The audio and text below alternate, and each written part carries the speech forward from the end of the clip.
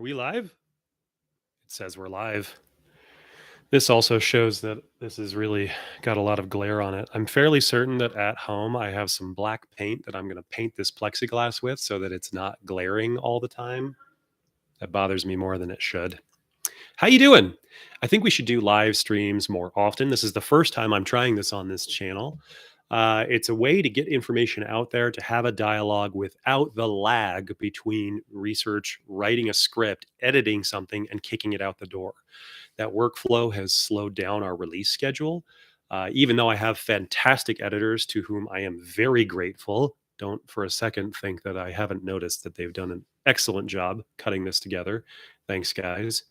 But it is just a slower process than doing a live stream. And I look at what a lot of other crypto YouTubers do. They do this.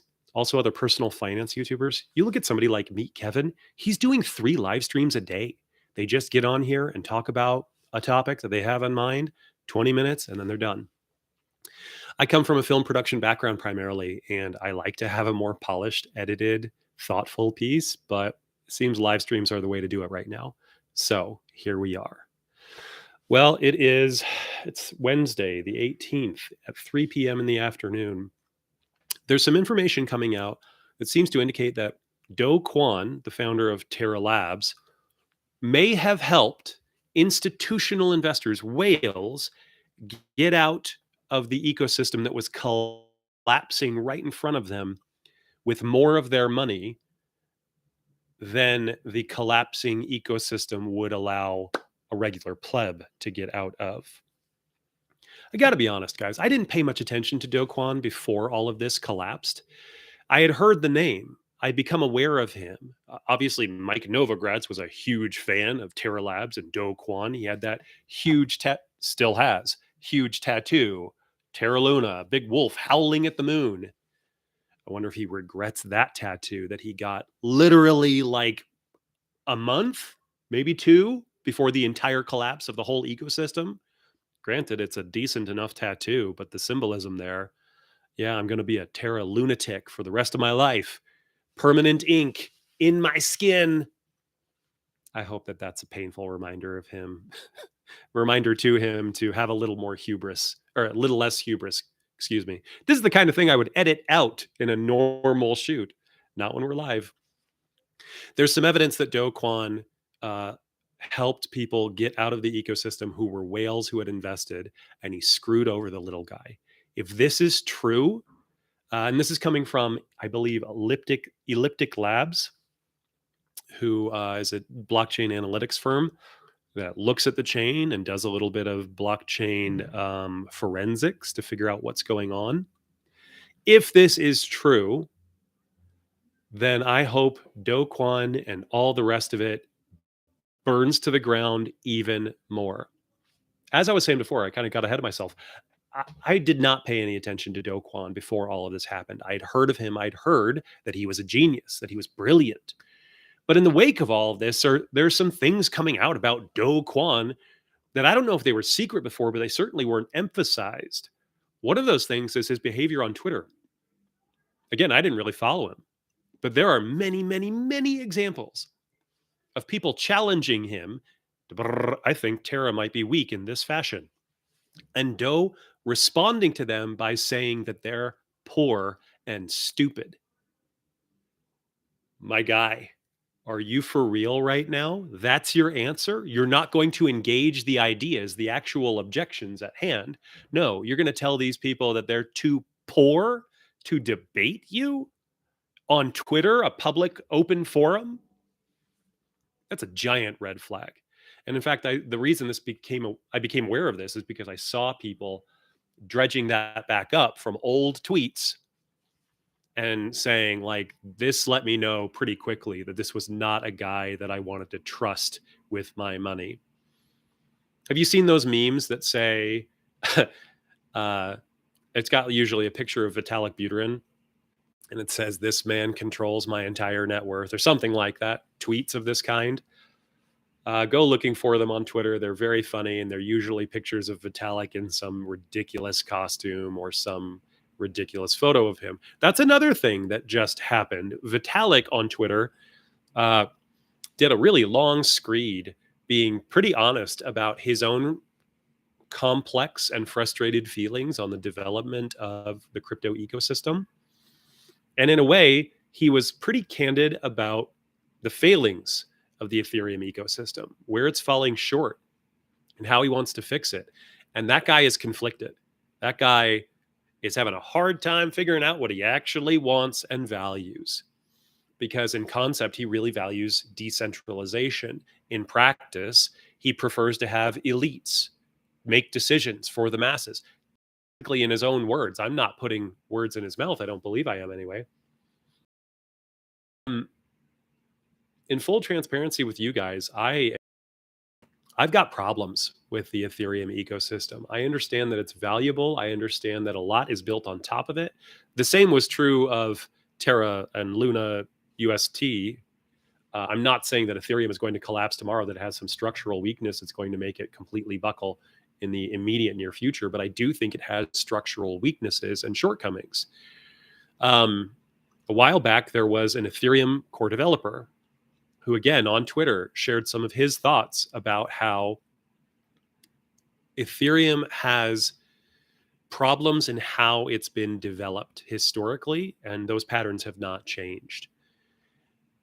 Think of Ethereum as, I'm going to make a comparison. You ready? Think of Bitcoin as a Bowie knife. It's a buck knife. It's one big sharp blade. It does one thing.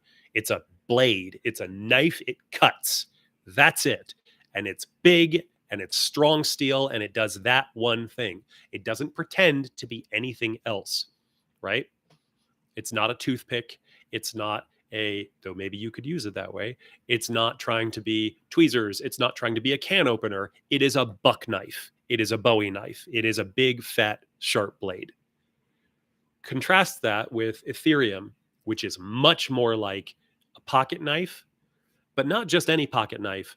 This is like a Victorinox fold-up pocket knife with about 100 different things that it's trying to do. I don't know if you guys were Boy Scouts growing up, but I was. Eagle Scout right here. Would you believe that? You don't actually want those little tiny knives. I guess they can be handy sometimes, but they're unwieldy. They have parts that come off of them. They're not the best knives out there. More often than not, you're better suited to have a tool for the job rather than a multi-tool that tries and pretends to do everything. I don't know. Maybe that's a awkward analogy, but that is kind of how I feel about Ethereum. I like the idea of a world computer. I like the idea of having a software layer distributed around the globe that can do distributed computation. But Ethereum keeps trying to be different things, right?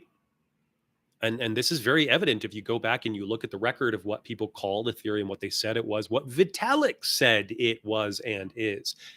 You could cut together a video of Vitalik debating Vitalik, because old Vitalik said things that were very different and mutually exclusive from what new Vitalik says. There's a video out there of Vitalik criticizing the Bitcoin network because at the time, transactions cost 5 cents. And Vitalik laughingly ridiculed that transaction cost, saying that internet money should not cost 5 cents to transact because that prevents all kinds of micropayments from happening. I kind of agree with him. Hold on, I gotta spit my gum out. This is becoming problematic. Hold on, I'll be right back.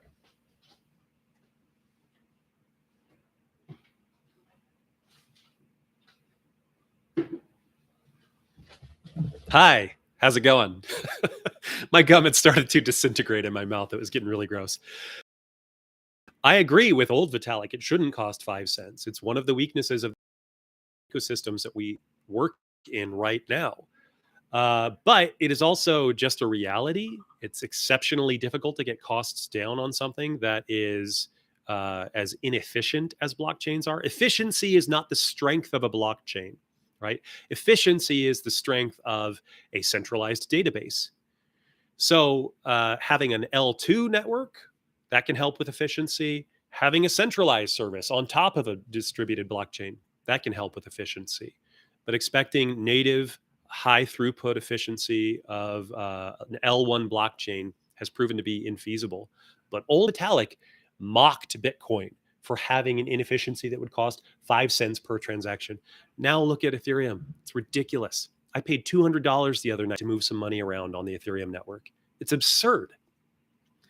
But that absurd, obvious weakness is forgiven in the light of the current narrative, which will almost absolutely change, right? Because it's changed so many times. The narrative that ETH is ultrasound money. Man, I've got problems with this. I like the bankless guys, Ryan Sean Adams and David Hoffman. I think they're interesting, thoughtful, considerate people who are in the space, who are always talking about these ideas. But on a pretty fundamental level, I disagree with their beliefs and assumptions about this. And we should talk about the seeming disparity between how the Bitcoin crowd approaches this and how the Ethereum crowd approaches this. Sorry, microphone.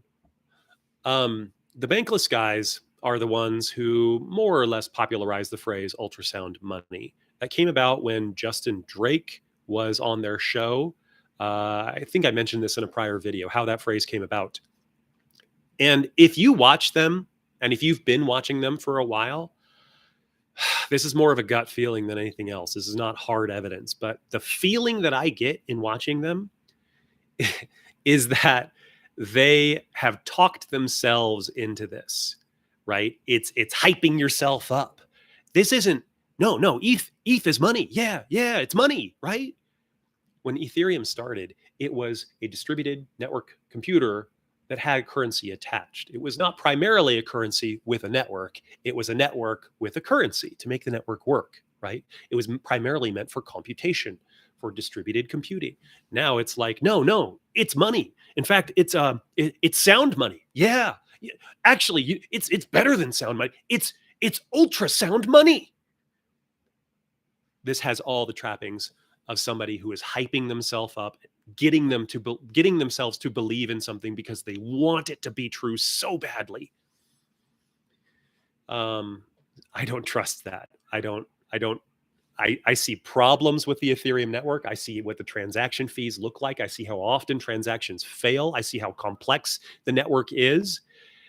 I see an emotional appeal to it being ultrasound money, because if it is ultrasound money, then I'll get rich. And I see a shifting narrative where it changes over time. What is the Ethereum network? Well, it's this. No, it's this. No, it's this. Hence the pocket knife analogy, where things are just getting bolted on and it becomes something else, and it never really gets smoothed out what it is, how it works, what it's meant to become. And I mentioned the difference in how Bitcoin people think about money and how the Ethereum network or the Ethereum people think about money. Again, this is a broad generalization. It's more of a gut feeling than anything else. But tell me if this sounds accurate to you. It's been my observation that you have so-called Bitcoin maximalists, people who believe very firmly, ardently, that Bitcoin is the only real cryptocurrency that matters, that it's the only one that is sound money, that is real money. Everything else is a Ponzi. Everything else is a scam. Everything else is just trying to get your Bitcoin away from you.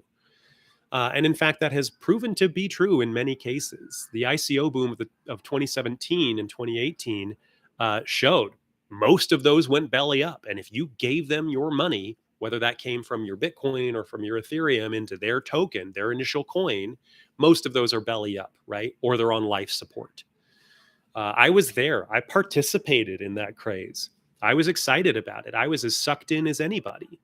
But in hindsight, it appears to have all the trappings of a craze, right? A bunch of people getting really excited about something that doesn't really stand up to the tests of reality. Bitcoin maximalists think that Bitcoin, and I should do a real scripted, edited video on this, on why Bitcoin is different. I do believe that Bitcoin is different, right? It holds a different qualitative position than every other cryptocurrency, all 19,000 or so of them.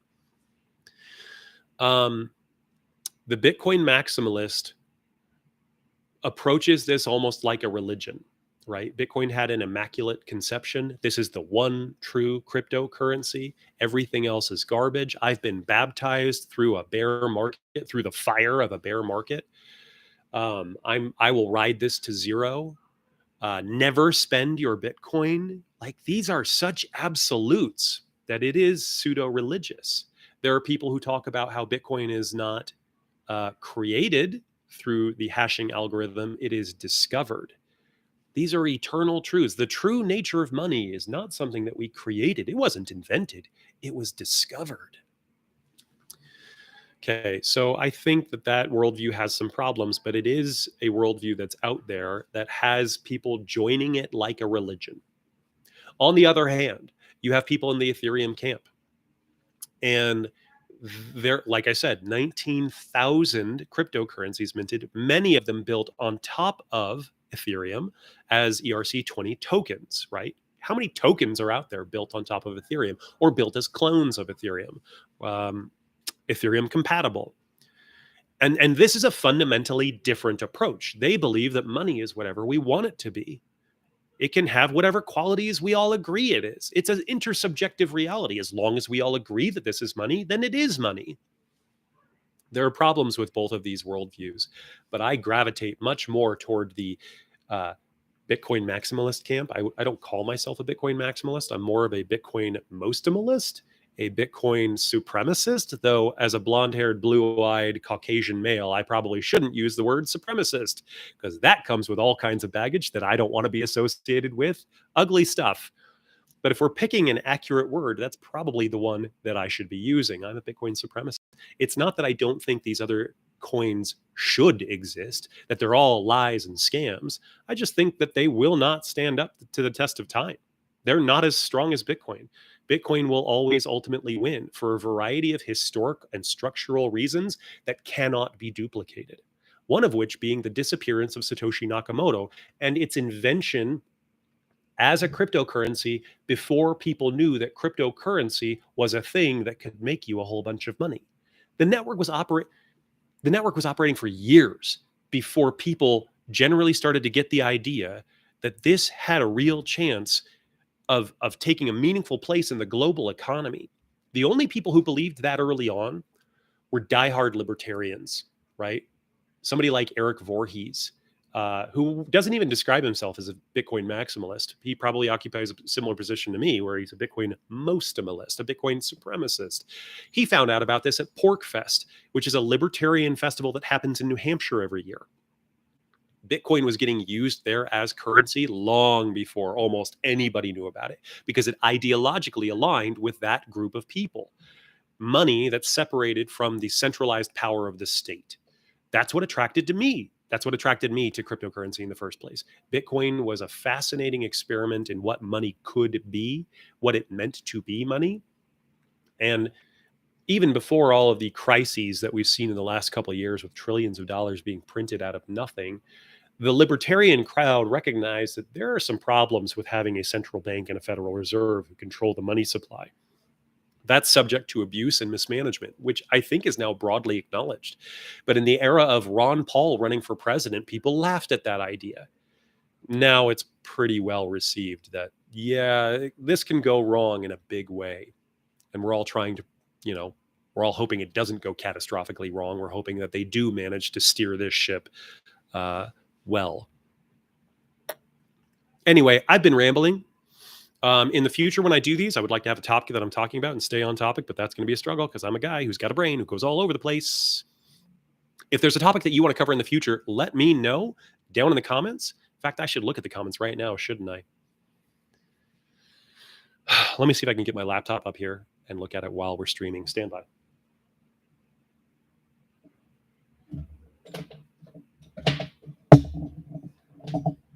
Okay, I've got it. I've got the laptop right here. Are there any comments? Is anybody watching?